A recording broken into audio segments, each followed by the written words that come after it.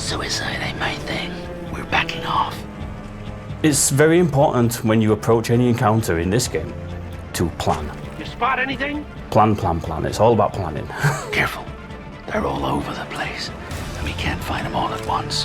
That had to hurt. No one dares come here and challenge us! Yeah, we're strong. We got metal giant. Neutralize all mutant intruders. When we were prototyping the Mutant Year Zero video game, we wanted the game to feel very close to the experience you have when you play the pen and paper role-playing game. And that's when we landed on the real-time and tactical approach. The tactical approach is our version of the pen and paper rolling the dice, and the real-time is our version of you exploring ruins and look for items that you can use. Then you may come across an enemy encounter, and you'll fight some people. The air stinks like mutants. Not just any mutants, stalkers. A typical encounter is that you will approach a group of enemies, then you will usually sneak around for a bit. The attention circle is going to represent what they can see and what they can hear. Check that guy out. You see him? Head like an infected mushroom. He's one of the Nova sect. Stealth in our game is about intel gathering. Gathering as much information as you can about the enemies you're about to face, so you feel like you can prepare yourself to take them on. Hear my voice within your heads. And then once you know what kind of enemies are here, then you'll probably look at your mutation loadout and make sure that you've got the most optimal mutations equipped. Different combinations of these mutations will allow for different types of benefits. So for example, if you've got the Dux's Mothwings mutation, which allows you to fly, then you best equip a passive mutation which allows you to get a super high critical chance from high ground.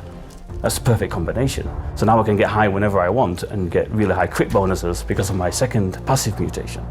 Then you'll probably try to work out are any of these enemies isolated enough for me to kill without alerting all the others, just to get the numbers a little bit more skewed in your favor.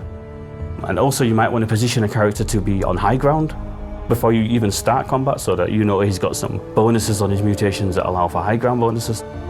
Then you'll look at the enemies that are left and go, well, I know that this particular enemy unit it can be really, really dangerous if left to run free.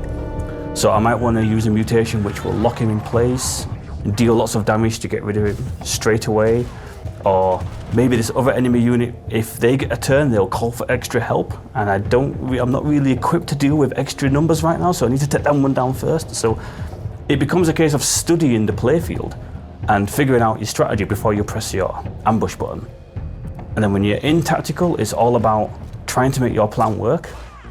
And if it doesn't work, then thinking on your feet and trying not to use up all your grenades because they're quite expensive to buy, and trying not to take too much damage because medpicks are also quite expensive to get yourself health back. So it's a game which emphasizes planning more than most games.